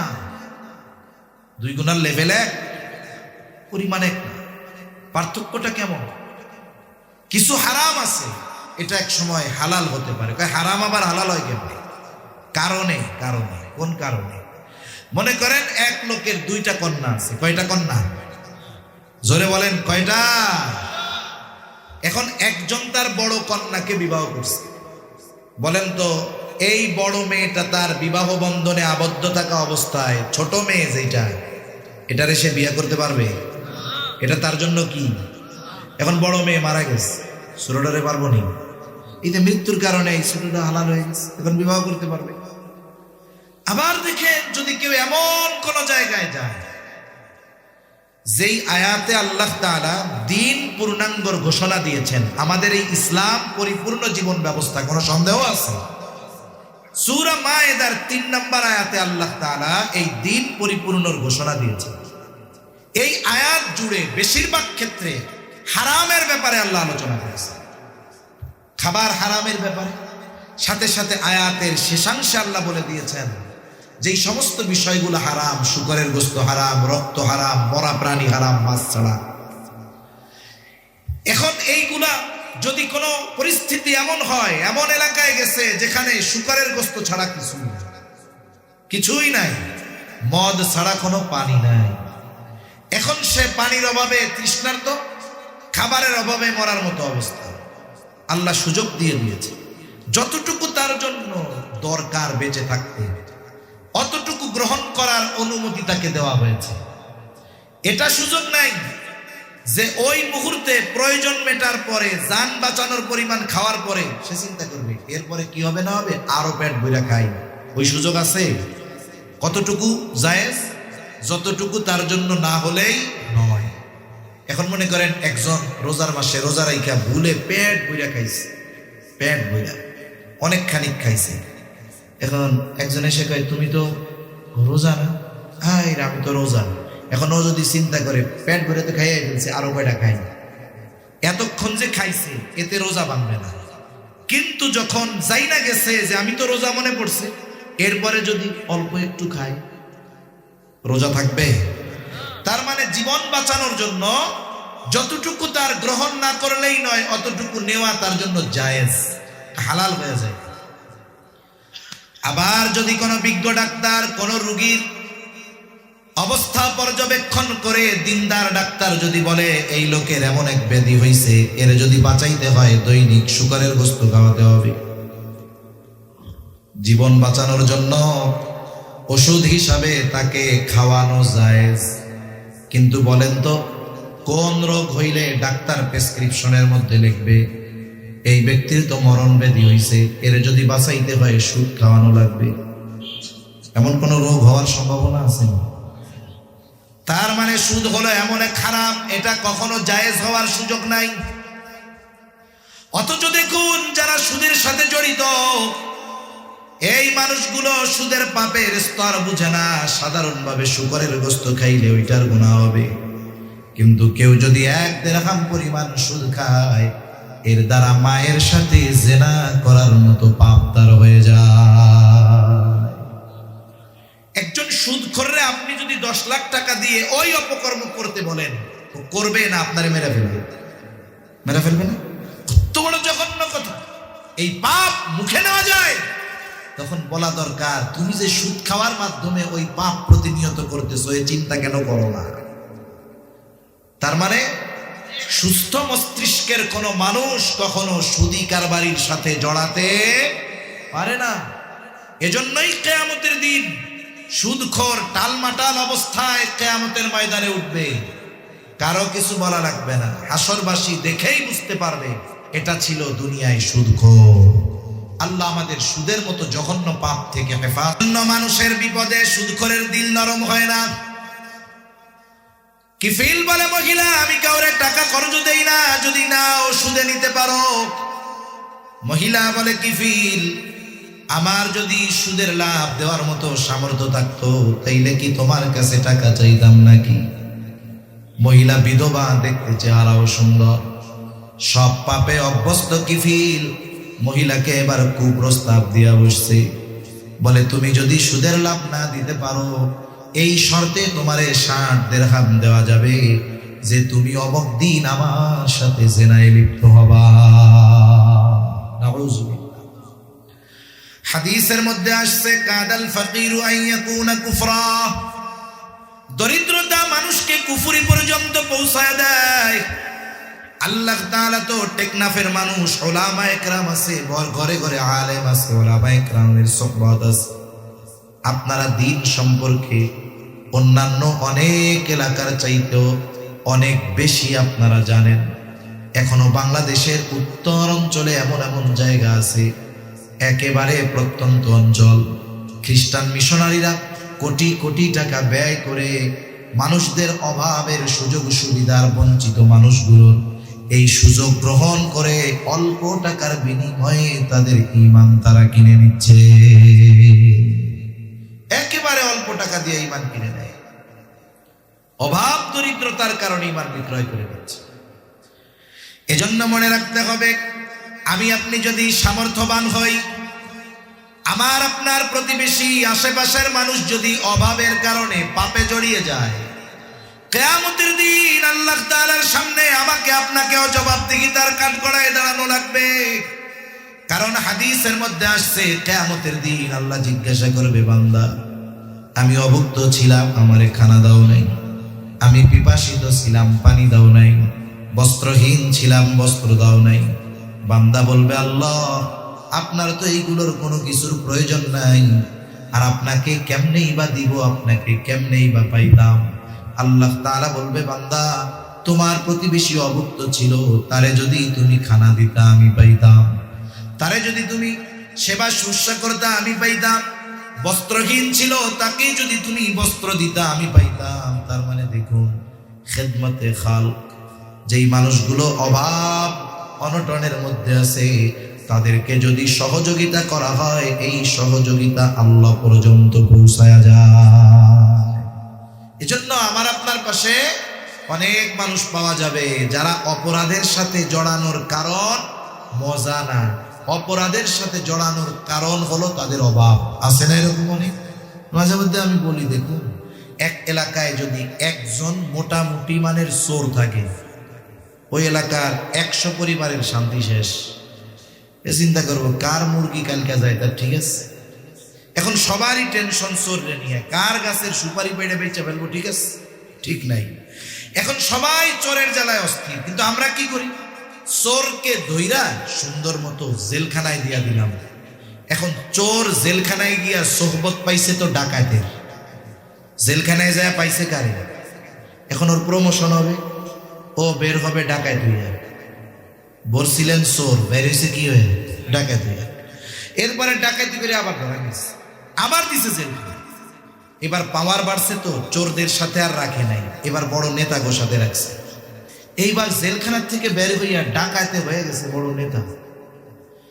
এইবার আবার পিটানি খাইয়া জেলখানায় ঢুকছে নেতা, পরের বার বের হয়ে গেছে এমপি সাহেব। এজন্য আমাদের বাংলাদেশে যত এমপি আছে গেছে, হাতে গোনা কয়েকজন বাদ দিলে অধিকাংশ শুরুতে আগে মানুষের মুরগি চুরি করতো, ঠিক কিনা বলে? স্বভাব সহজে যায়। ওই যে এমপি হয়েছে ঠিক, চুরির স্বভাব বাদ দিতে পারে নাই। আগে মুরগি চুরি করতো, এখন টাকা চুরি কইরা কইরা বিদেশে পাচার করছে, অন্যের সম্পদ চুরি করছে। আগে তো মুরগি টুরগি চুরি করতো, এখন একজনেরটা চুরি করতো, এখন পুরা এলাকারটা ধরে চুরি করে। এজন্য আমাদের কিছু সামাজিক দায়িত্ব আছে। এখন আমাদের দায়িত্ব কি, এই 100 মানুষ বা 100 ফ্যামিলি চোরের উপদ্রব থেকে বাঁচা দরকার। এই লোকটা তো অভাবের কারণে চুরি করতেছে, 500 টাকা কইরা উঠান, 1000 টাকা কইরা উঠান। যার যাকাত দেওয়ার সামর্থ্য আছে সে একটু বেশি দেন, যার অ্যাবিলিটি কম কম দেন। 1 লাখ টাকা উঠাইছেন, কি করবেন? উঠাইয়া এবার প্রথমে এরে তো ঘষা মাজা দিয়ে পরিষ্কার করতে হবে, ঠিক না? ওই যে জাহান্নাম থেকে নিয়ে বান্দারে আল্লাহ তাআলা এক পানির মধ্যে চুবনি দিবে না, এরপরেই না চেহারা টেহারা সব ফিরা পাইবে। এইবার ওর তো খাসলাত পরিবর্তনের দরকার। খাসলাত, অভ্যাস, এটা সহজে পরিবর্তন হয় না। পরিবর্তনের সবচাইতে বড় মাধ্যম হলো সোহবত। সঙ্গের কারণে মানুষের অভ্যাস পরিবর্তন। এখান থেকে কিছু টাকা দিয়া ওরে পাঠায় দেন 3 চিল্লায়, আর কিছু টাকা দেন এই 4 মাস ওর পরিবারের খরচের জন্য। এইবার 4 মাস পর ও আসবে এলাকায়, ভালো মানুষের সোহবতে দেখে দেখবেন মৌলানা সাহেব ওই এলাকায় হাজির। এখন যদি আপনি ওরে কোনো কর্মসংস্থান না দেন, ও কিন্তু আবার ওই লাইনে চলে যাবে। বাকি আছে 70,000 টাকা, এটা দিয়ে ওরে একটা ব্যবসা ধরায়া দেন, একটা রিক্সা কিনে দেন, একটা অটো কিনে দেন। ওলামায়ে কেরাম, এলাকার মুরব্বীরা মিলা তারে ওইটা হাতে বুঝাইয়া দিয়া দোয়া কইরা ছেড়া দেন। তাহলে কি হলো? খরচ করলেন 500 টাকা, 1000 টাকা, কিন্তু লাখ লাখ টাকার মাল জান নিরাপদ হয়ে গেল, ঠিক কিনা?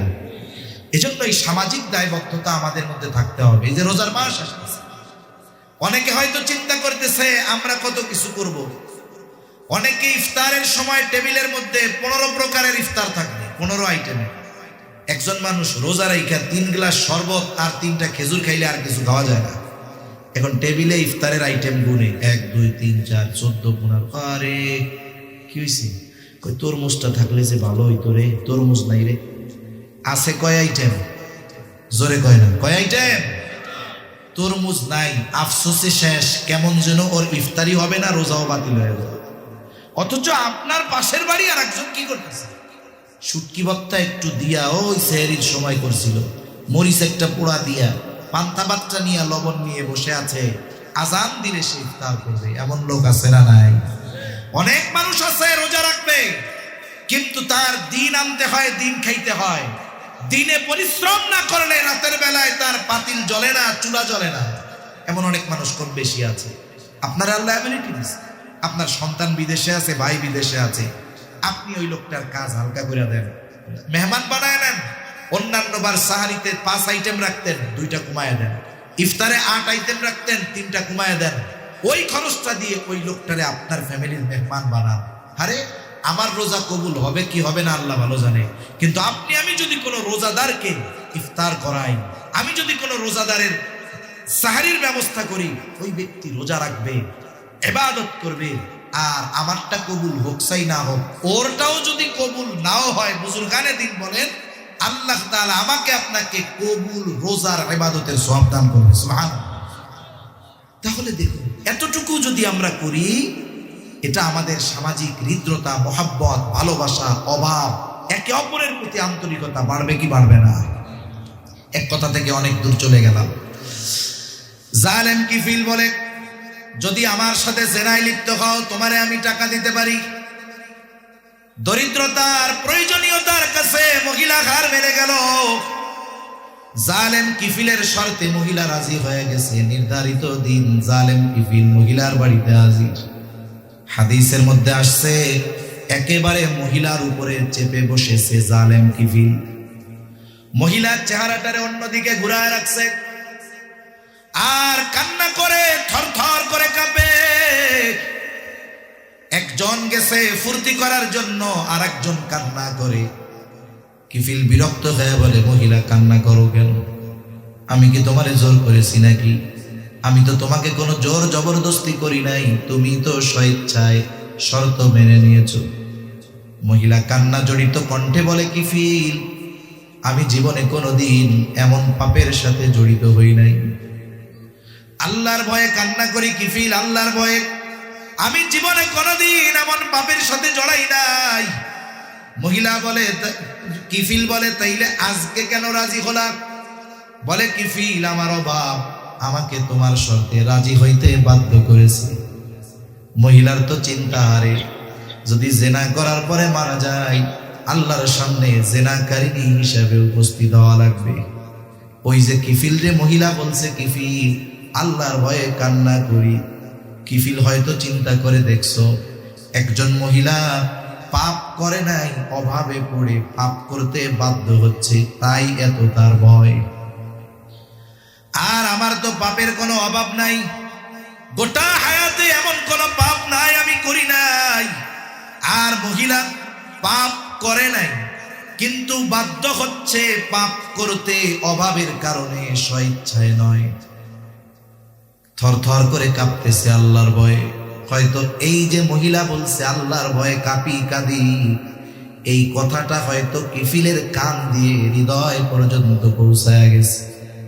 কথার আঘাত কানে লাগলে কাজ হয় না, হৃদয়ে লাগলে কথার আঘাতে কাজ হয়, ঠিক কিনা বলে? অনেক সময় বলে না, অমুক আমার এই কথাটা বলছে, আমার হৃদয়টারে খান খান করে দিছে, বলে না? কথা এটা বলছে, আমার কলিজাটার মধ্যে মনে হয় তীর মারছে। কথার পাওয়ার কি! জালেম কিফিলের অন্তরে হয়তো পৌঁছায় গেছে, কিফিল আল্লাহর ভয়ে কান্না করি। কিফিল এবার উঠে দাঁড়িয়ে গেল, কাপড় পরিধান করে, আর বলে, মহিলা, আমি তোমারে ওই 60 দিরহাম সাদকা করে দিলাম, মাফ করে দিলাম। আল্লাহর শপথ, আজকে থেকে আমি আর আল্লাহর নাফরমানি করব না। খালেস ভাবে তওবা করে কিফিল বাড়িতে চলে যায়। ঘটনাক্রমে ওই রাতটা ছিল জালেম কিফিলের জীবনের শেষ রাত। পরের দিন সকালবেলা এলাকার সবাই জেনে গেছে কিফিল দুনিয়ায় নাই। জালেম মরলে মানুষ ইন্না লিল্লাহ কয় না, বরং আলহামদুলিল্লাহ কয়, ঠিক কিনা বলেন? গত সময়ে মাঝে মধ্যে দেখতাম ফেসবুকের মধ্যে তরুণ এক যুবক, সুন্দর সুদর্শন চেহারা, মোটরসাইকেল অ্যাক্সিডেন্টে মারা গেছে। চিন্তা করতাম, আহারে, এই মায়ের সন্তান, এই মায়ের অন্তরে কতই না ব্যথা। এই সন্তানের লাশ তার বাবা কেমন করে কাঁধে নিবে? কারণ দুনিয়ার মধ্যে সন্তানের লাশের চাইতে ভারী পিতার কাঁধে আর কোনো কিছু হতে পারে না। ভেতরে ঢুকতাম, দেখি অবস্থা কি। এখন ভেতরে ঢুইকা দেখি কমেন্টসে ইন্না লিল্লাহ নাই, খালি আলহামদুলিল্লাহ। কি হয়েছে? কয়, আরো আগে মরলে ভালো হইতো। চিন্তা করে দেখেন, একজন মানুষের মৃত্যুতে কেউ ইন্না লিল্লাহ বলে না, কেমন জীবন! এজন্য কবি কত সুন্দর কথা বলে, তুমি যেদিন এসেছিলে ভবে, কেঁদেছিলে তুমি, হেসেছিল সবে, এমন জীবন তুমি করিও গঠন, মরণে হাসিবে তুমি, কাঁদিবে ভুবন। আল্লাহ এমন জীবন আমাদের দান করেন, বলি আমিন। কিফিল মারা গেছে, এলাকার মানুষ মিছিল দিছে, আনন্দ করে। কিফিল মরছে, জালেম মরছে। আল্লাহ তাআলা কুদরতি ভাবে কিফিলের দরজার উপরে লিখে দিয়েছে, ইন্নাল্লাহা ক্বাদ গাফারা লিল কিফল। তোমরা কিফিলরে জালেম বলিও না, কিফিল তো রাতে তওবা করছে, আর যে তওবা করে সে কি জালেম থাকে নাকি? এই জন্য রহমতের নবী বলেন, আত্তাইবু মিনাজ যামবি কামান লা যামবালা। নবীজি বলেন, যে গুনাহ থেকে তওবা করলো সে কেমন যেন কোনো গুনাহই করে না, তার কোনো গুনাহ থাকে না। আল্লাহ তাআলা জানায় দিলেন, কিফিলরে জালেম বলো না। কিফিল তওবা করেছে, কিফিলরে আল্লাহ মাফ করে দিয়েছে, জান্নাতের বাসিন্দা বানায় দিয়েছে। সুবহানাল্লাহ বলেন। এই কিফিল আল্লাহর প্রিয় পাত্র হয়ে গেছে। তওবার মাধ্যমে 100 হত্যাকারী ব্যক্তি আল্লাহর কাছে প্রিয় হয়ে গেছে। আমি চ্যালেঞ্জ দিয়ে বলতে পারি, ওদের মতো পাপ আমাদের মধ্যে কেউ করে নাই, ঠিক কিনা বলেন? এরপরেও কার কোন পাপ আছে কেউ জানে না। হায়াতের কোন নির্দিষ্ট নির্দিষ্ট সময় আছে, তবে জানা নাই, বলা যায় না এই রাত আমার আপনার জীবনের শেষ রাতও হতে পারে কি পারে না। কত যুবক সুস্থ অবস্থায় রাতে ঘুমায়, সকালবেলায় আর তার ঘুম ভাঙে না। হাজারো ঘটনা ঘটে, কত মানুষ সুস্থ অবস্থায় বাড়ির থেকে বের হয় আর ফিরে আসে না। হতে পারে আমার আপনার জীবনের শেষ রাত এটা, হলেও হতে পারে। এজন্য আমাদের উচিত প্রত্যেকটা ক্ষণকে জীবনের শেষ ক্ষণ মনে করা, শেষ সময় মনে করে আল্লাহ তাআলার কাছে বেশি বেশি তাওবা ইস্তেগফার করা। আলোচনা আর বেশি লম্বা করব না, মূল কথা কয়েকটা বলে শেষ। আমরা আল্লাহর দিকে ফিরতে চাই, সবাই চাই না ইনশাআল্লাহ? এখন যদি আমি আপনি চাই আমার আপনার তাওবা কবুল হোক, তাহলে ইমাম নববী রাহমাতুল্লাহি আলাইহি বলেন তাওবা কবুলের শর্ত হলো তিনটা। কয়টা? জোরে কোন। যদি বান্দার হক সম্পৃক্ত না থাকে তাহলে তিনটা, আর যদি বান্দার হক সম্পৃক্ত থাকে তাহলে চারটা। বলে এক নাম্বার, যেই গুনাহ সে করতো সেটা থেকে ফিরে আসবে, বাদ দিবে, এটা হলো তাওবা। তাওবা ইয়াতুবু, প্রত্যাবর্তন করা, ফিরে আসা। তাহলে এক নাম্বার শর্ত, যদি তাওবা কবুল করাতে চায়, আল্লাহর কাছ থেকে যদি মাফ চাই, আল্লাহর কাছ থেকে যদি ক্ষমা পেতে চাই, এক নাম্বার গুনার থেকে ফিরতে হবে, গুনাহটা ছাড়তে হবে। দুই নাম্বার, ভবিষ্যতে না করার ব্যাপারে দৃঢ় প্রতিজ্ঞাবদ্ধ হতে হবে। তিন নাম্বার, ওই যে গুনাহ হইছে এর কারণে লজ্জিত হয়ে আল্লাহর কাছে ইস্তেগফার করতে হবে, ক্ষমা চাইতে হবে। যদি বান্দার হক আর নষ্ট না করে থাকে, এই তিন শর্তের আলোকে যদি কেউ আল্লাহর কাছে ফিরে যেতে চায়, আসমান পরিমাণ গুনাহ যদি হয় মাফ করবে কে? তবে যদি বান্দার হক নষ্ট করে, খবরদার, এটা কিন্তু জটিল এক পাপ। রাসূলুল্লাহ সাল্লাল্লাহু আলাইহি ওয়াসাল্লাম সাহাবায়ে কেরামকে জিজ্ঞাসা করে, তোমরা কি জানো কিয়ামতের দিন কে হবে মুফলেস? সবচাইতে নিঃস্ব কে হবে? সাহাবায়ে কেরাম বলে, আল্লাহ এবং তার রাসূল ভালো জানে। নবীজি বলেন, কিয়ামতের দিন ওই ব্যক্তি নিঃস্ব হবে যার নামাজ, রোজা, হজ, যাকাত কোনো কিছুর অভাব নাই, নফল ইবাদতের অভাব নাই, সিয়ামের অভাব নাই, রোজার অভাব নাই, হজ উমরার অভাব নাই, কিন্তু একটা জিনিসের সমস্যা, সে মানুষের হক নষ্ট করত। মানুষের হক দুনিয়ায় আদায় করে নাই, বলে আখিরাতে করতে হবে। দুনিয়ায় তো টাকা দিয়ে, সম্পদ দিয়ে হক আদায় করা যায়। আখিরাতের কারেন্সি, আখিরাতের সম্পদ হলো নেকি। মানুষেরা যখন আল্লাহর কাছে তার ব্যাপারে অভিযোগ দায়ের করবে, তাকে তার নেকি দিয়া হক আদায় করা লাগবে। মানুষের হক আদায় করতে করতে পাহাড় পরিমাণ নেকের মালিকের নেক শেষ হয়ে যাবে, কিন্তু এখনো অনেক মানুষ হক পাও না। ওই ব্যক্তি বলবে, আল্লাহ, মানুষের হক আদায় করতে করতে আমার সব নেকি শেষ। এইবার যারা হক পাও না তারা বলবে, নেকি নাই তাতে কি, আমাকেও গোনা নিলেই হবে। এইবার গোনা নিয়ে হক আদায় করা লাগবে। পাহাড় পরিমাণ নেকের মালিক দুনিয়ায় শুধু বান্দার হক নষ্ট করার কারণে কিয়ামতের দিন পাহাড় পরিমাণ নেকের মালিক থেকে গুনার মালিক হয়ে যাওয়া লাগবে। এজন্য রহমতের নবী, যার আগে পরের সব আল্লাহ মাফ করে দিয়েছেন, দুনিয়া থেকে চলে যাবার 9 দিন আগে সাহাবায়ে কেরামকে মসজিদে নববীর ভিতরে একত্রিত করেছেন। নবীজি বলতেছে, তোমরা যদি কেউ কোনো কিছু আমার কাছে পাও না থাকো, চেয়ে নাও। আমি চাই না কেউ আমার কাছে কোনো কিছু পাও না আর আমি আল্লাহর সাথে মিলিত হব। দেখুন, এই চিন্তা হলো রহমাতুল লিল আলামিনের। আমাদের অবস্থা কোথায় গেল? এই জন্য নবীজি সতর্ক করে দিয়ে বলেন, ওই দিনের ব্যাপারে তোমরা সতর্ক হয়ে যাও, যেই দিন আল্লাহ তাআলা বাদী বিবাদীর ভিতরে ফয়সালা করে দিবে। নবীজি বলেন, কেউ যদি দুনিয়ায় অন্যায়ভাবে কথার দ্বারাও কাউকে কষ্ট দিয়ে থাকে, এই যে হক নষ্ট করলো, এটার ফয়সালাও কিয়ামতের দিন যিনি করবেন তিনি কে?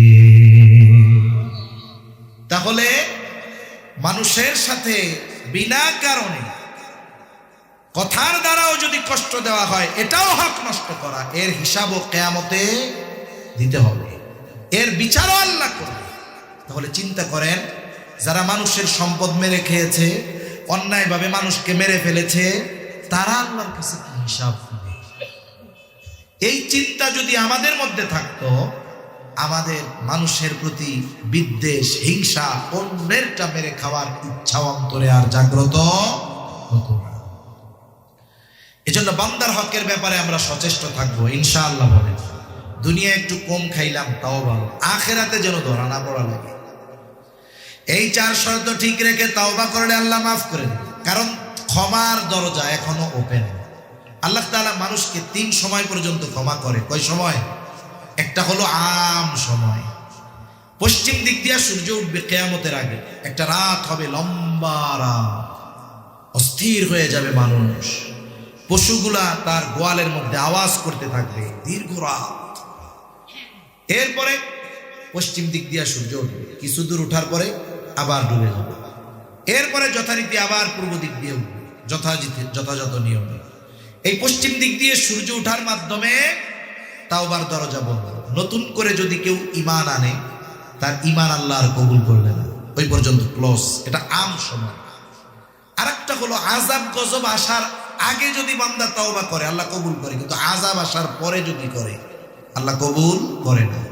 যেমন হযরত ইউনূস আলাইহিস সালামের সম্প্রদায় যখন অবাধ্যতার সর্বোচ্চ পর্যায়ে চলে গেছে, আল্লাহ তাআলা জানায়া দিলেন, ওদেরকে জানায়া দাও 3 দিন পরে আযাব আসবে ওদের উপর। এরা এমন জাতি, আযাবের কথা শুইনা এদের অবাধ্যতা আরো বাড়ছে। প্রত্যেক দিন তাদের একটা কাজ ছিল, ইউনূস আলাইহিস সালামের সম্প্রদায় সকালবেলা গোসল খাওয়া দাওয়ার পরে কাজ শুরু করার আগে ইউনূস আলাইহিস সালামের বাড়িতে যাইয়া ইউনূস আলাইহিস সালামকে জ্বালাইতো। আর যখন আযাবের কথা বলছে, এখন খালি আযাব কোন সময় আইব, আযাব তো খুব মজা, টিটকারি শুরু করছে। ইউনূস আলাইহিস সালাম দেখলেন এরা আগে যে অবাধ্য ছিল, শাস্তির খবর দেওয়ার পরে এদের অবাধ্যতা আরো বাড়ছে। তার মানে এদের পরিবর্তনের কোনো সম্ভাবনা নেই। যেই রাত্রে আযাব আসবে তার আগের রজনীতে, ভোর রাত্রে। কারণ অতীতে আল্লাহ তাআলা যত অবাধ্য জাতির উপরে আযাব দিয়েছেন, আল্লাহ আযাব গজব দেওয়ার আগে ওই এলাকার নবী যিনি, তাকে আগে আল্লাহ নিরাপদে সরায় নিছে, এরপরে আযাব আছে। এই ধারাবাহিকতার কথা চিন্তা করে, এটার উপরে কিয়াস করে ইউনূস আলাইহিস সালাম দেখলেন এদের তো পরিবর্তনের কোনো ভাবই নাই, আরো অবাধ্যতা বাড়তেছে, আযাব তো আসবে সুনিশ্চিত, যেহেতু বলেছে কে? আল্লাহ। আবার আমারেও তো নিয়ে যাবে, এটাও সুনিশ্চিত। কিন্তু আল্লাহর সিদ্ধান্ত আসার আগে ইউনূস আলাইহিস সালাম আগের বিষয়টার উপরে কিয়াস করে তিনি এবার এলাকা ছেড়ে চলে গেছে। ওই যেই দিন আযাব আসবে ওই দিন সকালবেলা এবার সবাই দলে দলে ইউনূস আলাইহিস সালামের বাড়ি। আজকে আরো মজা বেশি করবে, কিন্তু বাড়িতে গিয়া দেখে ইউনূস আলাইহিস সালাম নাই। ওরা চিন্তা করতেছে, যুগের পর যুগ আমরা ইউনূস আলাইহিস সালামকে জ্বালাইলাম, সে একদিনও এলাকা ছেড়ে যায় না। আর সামনের রজনী, আযাব আসার রজনী, আজকে সে বাড়িতে নাই। খোঁজ করো তো আশেপাশে কোথাও গেছে নাকি। আশেপাশে কয়েক গ্রামে খোঁজ খবর নিয়ে দেখে কোথাও ইউনূস আলাইহিস সালামের খবর নাই। যখন তারা জানতে পারলো এলাকায় নাই, আশেপাশে নাই, তাদের মধ্যে ভয় কাজ করা শুরু করে দিয়েছে। তারা বুঝতে পারছে আযাব আসবে, আমাদের অবাধ্যতার কারণে ইউনূস আমাদের ছেড়ে চলে গেছে আলাইহিস সালাম। এবার তারা ভয় পেয়ে গেল, সকলে মিলে তাওবা করলো, ঈমান আনলো। আর তাদের উপরে অবাধ্যতার কারণে যে আযাব আসার কথা ছিল, ঈমান আনার কারণে, আযাব আসার আগে ঈমান আনার কারণে আল্লাহ ঈমান কবুল করলেন, আর আসন্ন গজব থেকে আল্লাহ তাদের বাঁচায়া দিলেন। তাহলে ইউনূস আলাইহিস সালামের সম্প্রদায়ের তাওবা বা ঈমান কবুল হয়েছে কেন? আযাব আসার আগে তারা ঈমান আনছে। কিন্তু ফেরাউনের ঈমান তো আল্লাহ কবুল করে নাই। ফেরাউন কিন্তু ঈমান আনার সুস্পষ্ট বক্তব্য দিয়েছে, আল্লাহই বলেছেন কোরআনে, হাত্তা ইযা আদরাকাহুল গরক ক্বালা আমানতু আন্নাহু লা ইলাহা ইল্লাল্লাযী আমানাত বিহি বানু ইসরাঈলা ওয়া আনা মিনাল মুসলিমিন। যখন হাবুডুবু চলতেছে, চুগনি চলতেছে, ফেরাউন বুঝতে পারছে আমার সব শেষ। এতকাল কইতো আনা রব্বুকুমুল আলা, আমি সবচাইতে বড় রব। এখন সে বুঝতে পারছে রব যিনি, তার ধরা কত কঠোর। এবার বলে আমানতু আন্নাহু লা ইলাহা ইল্লাল্লাহ, বলে আমি ঈমান আনলাম আল্লাহ ছাড়া কোনো ইলাহা নাই, আল্লাযী আমানাত বিহি বানু ইসরাঈল, যার উপরে বনি ইসরাইল ঈমান আনছে আমি ওই আল্লাহর উপরে ঈমান আনলাম। ওয়া আনা মিনাল মুসলিমিন, ও আল্লাহ এত সুবনি দেন কে, আমিও তো মুসলমানদের একজন। আল্লাহ তাআলা বলেন আল আনা ওয়া ক্বাদ আসাইতা মিন ক্বাবলু ওয়া কুনতা মিনাল মুফসিদিন, এখন ঈমান আনার ঘোষণা দিচ্ছ তুমি, ইতিপূর্বে নাফরমানি করেছ, জমিনে বিশৃঙ্খলা সৃষ্টি করছো, বারবার তোমার কাছে আমার নবী গেছে ফিরায় দিছো, কত জুলুম অত্যাচার করেছ, এখন যখন ফান্দে পড়ছো এখন ঈমান আনার ঘোষণা দিতেছো, ঈমান তো কবুল হবে না, কবুল তো হয় নাই, বরং আল্লাহ তাআলা ফেরাউনের দেহকে সংরক্ষণ করে রেখেছেন, মিশরের জাদুঘরে আছে। কেন? আল্লাহ তাআলা বলেন ফালইয়াউমা নুনাজ্জিকা বিবাদানিকা লিতাকুনা লিমান খালফাকা আয়া ওয়া ইন্না কাসীরাম মিনান নাসি আন আয়াতিনা লাগাফিলুন। তোমার তো মরতেই হবে, ইমাম তো কবুল হবেই না, জেনে রাখো তোমার দেহ আমি সংরক্ষণ করব। কেন? লিতাকুনা লিমান খালফাকা আয়া, তোমার পরে যারা আসবে তোমার মতো তাদের জন্য নিদর্শন হিসাবে তোমারে আমি সংরক্ষণ করব। 1000 বছর সমুদ্রের তলে হাঙ্গরেও খাই নাই, পোকায় খাই নাই, মাছে খাই নাই, পচে নাই, মিশরের জাদুঘরে এখনো আছে। কাদের জন্য? বলে ফেরাউনের মতো ক্ষমতা পেয়ে যারা মানুষের উপরে জুলুম করেছে, আল্লাহর অবাধ্যতায় লিপ্ত হয়েছে, তাদের জন্যই মূলত ফেরাউন ছিল নিদর্শন। কিন্তু ফেরাউনকে দেখতে যায়, কিন্তু ওর পরিণতি থেকে শিক্ষা গ্রহণ করে না। যদি দুনিয়ার মানুষ করত, ক্ষমতাধরেরা করত, গোটা পৃথিবীতে ইনসাফ প্রতিষ্ঠা হয়ে যেত, ঠিক কিনা বলেন? তাহলে আযাব আসার পরে আল্লাহ ঈমান কবুল করে না। 3 নাম্বার সময় قال رسول الله صلى الله عليه وسلم إن الله يقبل توبة العبد حتى ما لم يغرغر। মৃত্যু যন্ত্রণা শুরু হওয়ার আগ পর্যন্ত আল্লাহ তাআলা বান্দার তওবা কবুল করে। স্বাভাবিক মৃত্যু যারা অবলোকন করেছে, একটা মানুষের যখন সাকারাতে মাউত শুরু হয়ে যায়, সুস্থ মানুষ কেমন যেন তার শ্বাস প্রশ্বাস বাধাগ্রস্ত হয়, ঘর ঘর ঘর ঘর আওয়াজ হতে থাকে। এর দ্বারা বিজ্ঞজন অনুধাবন করতে পারেন এই ব্যক্তির মৃত্যু যন্ত্রণা শুরু হয়ে গেছে। এখন তার হাতটা সোজা বানায় দেয়, পাটারে সোজা করে দেয়, আস্তে আস্তে চোখটারে বন্ধ করে দেয়। বলে এই মৃত্যু যন্ত্রণা শুরু হওয়ার আগ পর্যন্ত বান্দা যত গুনাহ করুক না কেন, আল্লাহ তাআলা ওই বান্দাকে ক্ষমা করে দেয় যদি সে তাওবা করে। এজন্য সময়টাও আমাদের হাতে আছে না নাই? এই শর্তগুলো ঠিক রেখে, সময় তো আছে, আমরা যদি আল্লাহর কাছে মাফ চাই, আল্লাহ মাফ করবে না? দেখুন আমার আপনার নবী আগে পরের সব আল্লাহ মাফ করে দিছে। নবীজি কি করতেন? লম্বা নামাজ পড়তেন, দীর্ঘ রুকু করতেন, তিলাওয়াত করতেন, এই সেজদা করতেন। অন্যান্য সময় যেমন তেমন, যখন সেজদায় নবীজি যাইতেন, দীর্ঘ সেজদা। আয়েশা সিদ্দিকা রাদিয়াল্লাহু তাআলা আনহা বলেন, নবীজির সেজদা এত লম্বা হতো, আমরা মনে করতাম উনি মনে হয় সেজদার মধ্যেই আমাদের ছেড়ে চলে গিয়েছেন। আমাদের মনে সংশয় আসতো, আমরা নবীর পায়ে চিমটি কাটতাম, নবীজি পা নড়াচড়া দিতেন, বুঝতে পারতাম যে না, নবীজি আমাদের মধ্যে আছেন। আয়েশা সিদ্দিকা রাদিয়াল্লাহু তাআলা আনহা নবীজিকে বলতেন, ইয়া রাসূলুল্লাহ, আল্লাহ আপনার আগে পরে সব মাফ করে দিয়েছে, এত কষ্ট করে আপনার ইবাদত করার কি দরকার? এটাই মূলত বোঝাতে চাইতেন। নবীজি বলেন, আফালা আকুনা আবদান শাকুরা। ও আয়েশা, যে আল্লাহ আমারে এত নিয়ামত দান করেছে, আমি কি সেই রবের শুকরগুজার বান্দা হব না? আর আমরা যদি ক্ষমার ঘোষণা পাইতাম যে আগে পরে সব মাফ, তাইলে দুনিয়ায় যা শয়তানেও করে না, এটাও আমরা করে যেতাম, ঠিক কিনা বলেন? অথচ এই রাহমাতুল লিল আলামিন দৈনিক 100 বার তাওবা ইস্তেগফার করতেন। কতবার? নবীজি সাল্লাল্লাহু আলাইহি ওয়াসাল্লাম বলেন, আল্লাহে, আল্লাহর শপথ, ইন্নী লা আস্তাগফিরুল্লাহ ওয়া আতুবু ইলাইহি ফিল ইয়াউমি মিআতা মাররা। নবীজি বলেন, আমি দৈনিক 100 বার আল্লাহর নিকটে তওবা ইস্তেগফার করি। নবীর তো পাপ নাই, ইস্তেগফার কেন করে? বলে নবীজি ইস্তেগফার পাঠ করার মাধ্যমে তার সম্মান আরো বাড়ায় দেয়। কে জোরে বলেন? আর এক বিষয় হলো, নবীজি এটা গুরুত্ব অহংকার করে, গুনাহ করে করে কি করে? অহংকার করে, গর্ববোধ করে।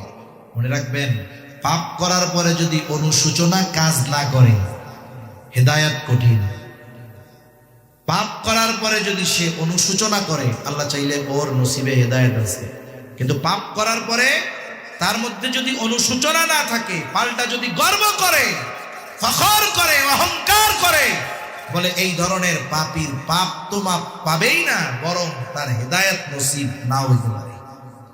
এজন্য পাপ হতেই পারে, মাফ করবে কে? জোরে বলেন কে? আমরা সেজন্য পাপ থেকে ফিরবো, আল্লাহর কাছে ইস্তেগফার করব, ক্ষমা চাইবো তো ইনশাআল্লাহ।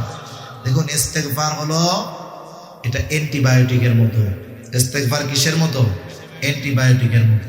মূল সময় শেষ, ওভার টাইম চলতেছে, যে কোনো টাইমে বাঁশি বেজে যাবে, শেষ হয়ে যাবে কথা। দেখেন, একজনের জ্বর হইছে, জ্বর হইলে কি ওষুধ দেয়? নাপা দেয়, এক্সটেন্ড দেয়, নাপা এক্সট্রা দেয়, এগুলা দেয়। ডাক্তার 1 সপ্তাহ ডোজ দিছে, সারেও না, কমেও না, বাড়েও না, কিচ্ছু হয় না, জ্বর যায় না। এখন ডাক্তার তারে কি বলে? জ্বরের ওষুধে কাজ হবে না, এখন কি লাগবে? অ্যান্টিবায়োটিক। কি লাগবে? অ্যান্টিবায়োটিক।